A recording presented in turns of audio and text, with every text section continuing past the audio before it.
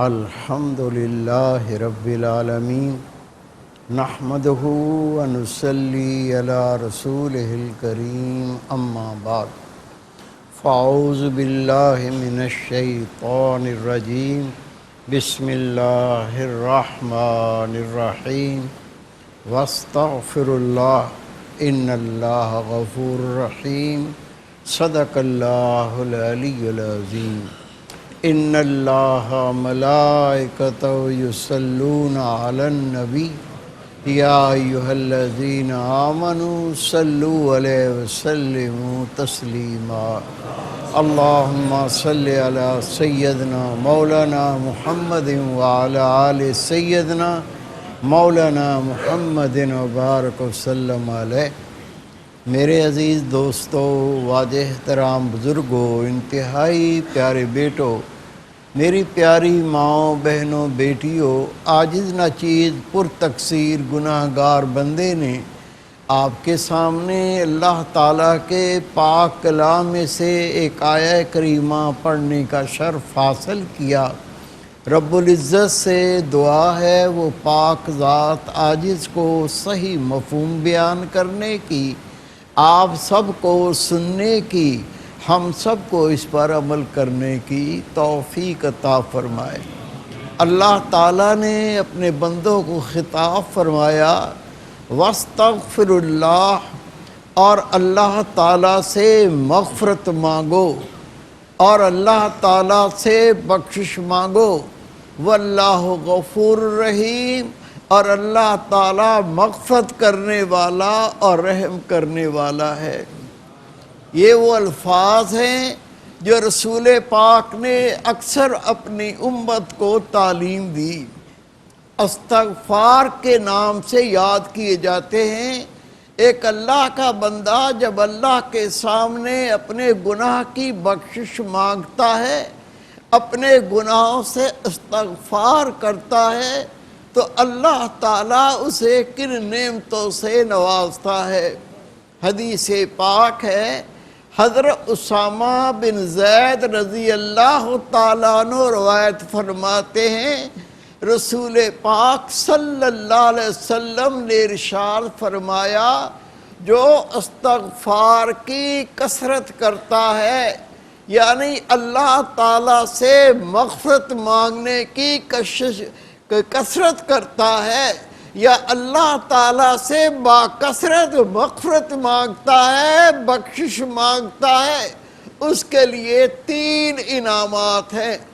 رسول پاک صلی اللہ علیہ وسلم نے فرمایا، استغفار کی کثرت کرنے والے کے لیے پہلا انعام یہ ہے، اللہ اس کو غموں سے کشادگی عطا فرما دیتا ہے، اور دوسرا رسول پاک نے فرمایا، اللہ تعالیٰ مشکل مقام سے اس کے لیے نکلنے کا راستہ کشادہ کر دیتا ہے، اور تیسرا رسول پاک صلی اللہ علیہ وسلم نے فرمایا، اللہ اس کو وہاں سے رزق دیتا ہے جہاں اس کو گمان بھی نہیں ہوتا۔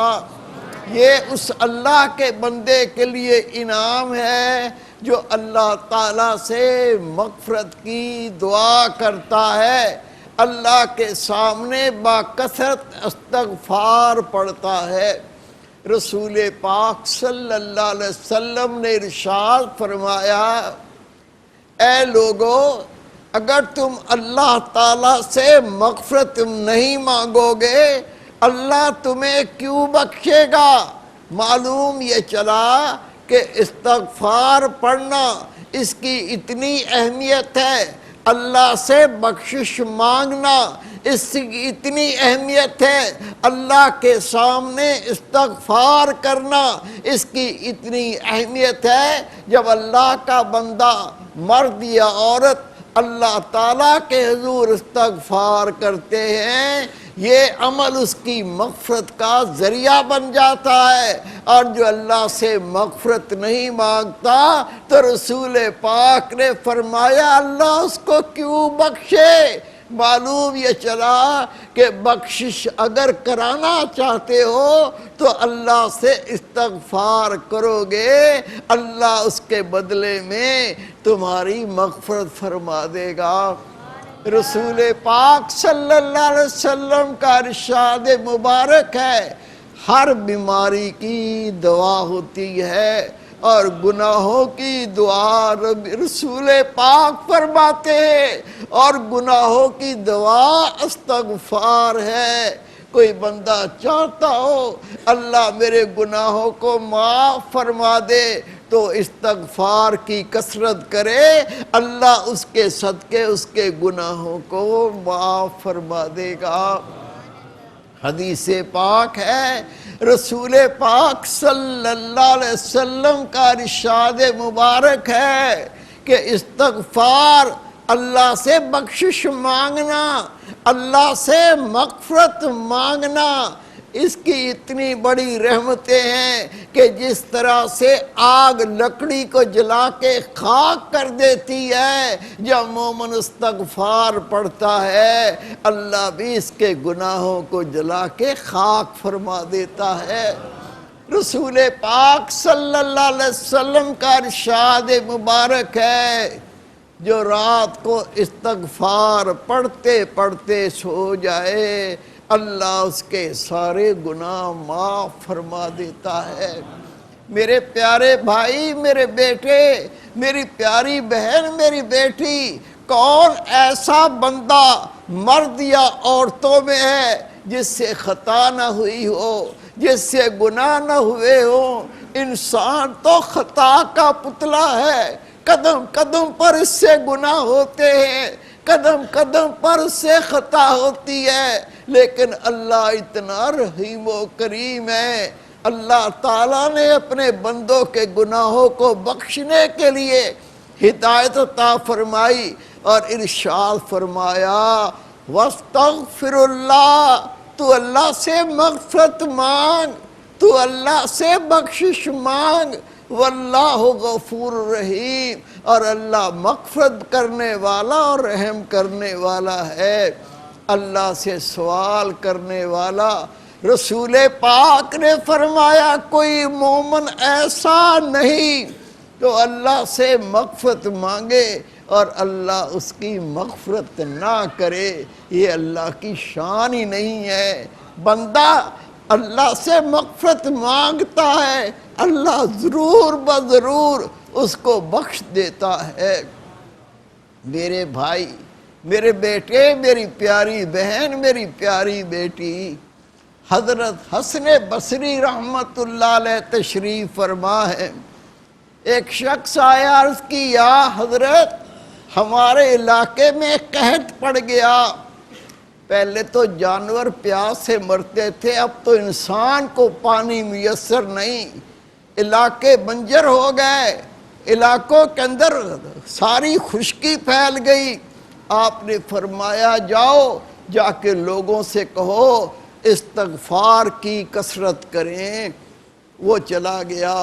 ایک دوسرا شخص آیا، عرض کرتا ہے یا حضرت دعا کیجئے، میں معاشی تنگی سے بہت پریشان ہوں، میں معاشی تنگی سے اپنی زندگی گزارنا انتہائی مشکل بنا چکا ہوں۔ آپ نے فرمایا جا کے استغفار کی کثرت کر، اللہ تیری معاشی تنگی دور فرما دے گا۔ ایک تیسرا شخص آ گیا، آ کے حضرت عرض کی یا حضرت میں اولاد سے محروم ہوں، میں چاہتا ہوں اللہ مجھے اولاد عطا فرما دے۔ آپ نے کہا جاؤ، جا کے استغفار کی کثرت کرو، اللہ تمہیں اولاد عطا فرما دے گا۔ لوگ بیٹھے ہوئے تھے، ایک عرض کرتا حضرت یہ تینوں شخص، ان کے مدعا مختلف تھے، ان کی آرزویں مختلف تھیں، ان کے دکھ درد مختلف تھے، لیکن آپ نے تینوں سے فرمایا جاؤ، جا کے استغفار کی کثرت کرو، اور وہ چلے گئے۔ آپ نے فرمایا جب اللہ گناہوں کی وجہ سے ناراض ہو جاتا ہے، جب بندہ گناہوں کی کثرت کرتا ہے اللہ کی رحمت بارش اللہ روک دیتا ہے۔ اس نے کہا ہمارے علاقے میں بارش نہیں ہوتی، قحط سالی ہو گئی۔ میں نے کہا جاؤ جا کے لوگوں سے کہو استغفار کریں۔ جب وہ اللہ سے توبہ کریں گے اللہ ان کے گناہوں کو معاف فرما دے گا۔ جب گناہ معاف ہو جائیں گے اللہ کی رحمت کا نزول ہو جائے گا، رب قحط سالی دور کر دے گا۔ آپ نے فرمایا دوسرا اللہ کا یہ حکم ہے، جب بندہ اللہ سے غافل ہو جاتا ہے، جب بندہ اللہ کا نافرمان ہو جاتا ہے، اللہ اس کی معیشت کو تنگ کر دیتا ہے۔ اس نے جب کہا میں معاشی طور پر پریشان ہوں، اسے میں نے کہا جا کے اپنے گناہ کی توبہ کر، جا کے استغفار کر۔ جب وہ اللہ سے مغفرت مانگے گا، اللہ سے بخشش کا سوال کرے گا، اللہ اس کے گناہ معاف فرما دے گا، رب اس کی معیشت میں فراوانی عطا کر دے گا۔ آپ نے فرمایا تیسرے نے کہا میرے ہاں اولاد نہیں ہے، وہ دعا کے لیے آیا تھا۔ میں نے کہا جاؤ جا کے استغفار کرو، اس لیے کہ اولاد اللہ کی بہت بڑی نعمت ہے۔ اگر اولاد نیک صالح ہو وہ صدقہ جاریہ ہوتی ہے۔ ماں باپ مر جائیں نیک اولاد کے صدقے مرنے کے بعد بھی اسے نیکیاں عطا ہوتی ہیں۔ جب اللہ کسی بندے سے گناہوں کی وجہ سے ناراض ہو جائے اس کو اولاد جیسی نعمت سے محروم کر دیتا ہے۔ پس میں نے کہا جا کے استغفار کی کثرت کر، اللہ تیرے گناہوں کو بخش دے گا، اللہ تجھ سے راضی ہو جائے گا، اللہ تجھے اولاد سے نواز دے گا۔ میرے پیارے بھائی، میرے بیٹے، رسول پاک نے فرمایا اپنی دعا کرنے سے پہلے اپنے گناہوں سے اللہ سے بخشش مانگو، دعا کرنے سے پہلے اللہ سے مغفرت مانگو۔ جب پھر تم دعا کرو گے اللہ تمہاری دعاؤں کو قبول فرما لے گا۔ امام احمد بن حنبل رحمۃ اللہ علیہ بہت بڑے امام ہیں، اللہ کے کامل ولی ہیں۔ زمانے میں ایک آپ کا نام تھا، اللہ نے بے پناہ علم عطا فرمایا تھا۔ آپ سفر میں تھے، ایک مقام پر پہنچے، آپ نے وہاں نماز ادا کی، نماز پڑھ کے فارغ ہوئے، ایک شخص آ کے ادب سے ملا، مصافحہ کیا، ہاتھوں کو بوسہ لیا، عرض کی حضرت میں نے پہلے آپ کو یہاں کبھی نہیں دیکھا۔ چہرہ دیکھ کے اللہ یاد آتا تھا۔ نبی پاک سے پوچھا گیا یا رسول اللہ، اللہ کے ولی کی نشانی کیا ہوتی ہے؟ رسول پاک نے فرمایا ان کا چہرہ دیکھو تو اللہ یاد آ جاتا ہے۔ یہ سر سے لے کے پاؤں تک اللہ کے ولی سنت کی اتباع کرنے والے ہوتے ہیں، قرآن پاک کے عامل ہوتے ہیں، گناہوں سے بچنے والے ہوتے ہیں۔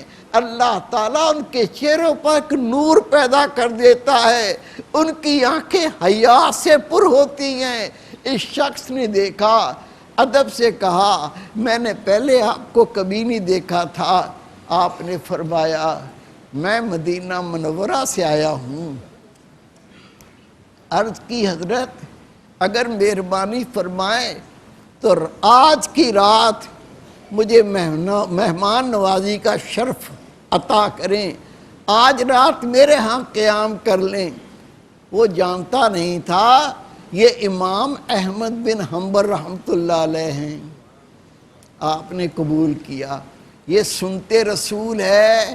اگر سوال کے بغیر کوئی دعوت ملے تو اللہ کی طرف سے ہوتی ہے، اسے قبول کرنے کا حکم ہے، اور یہ رسول پاک کی سنت ہے۔